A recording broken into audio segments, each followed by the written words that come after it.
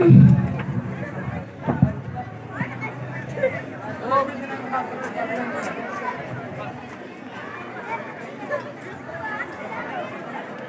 নাম জিজ্ঞাসেন?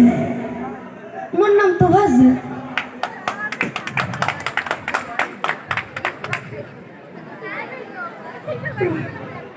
অনেক ধরে কিছু খাই না।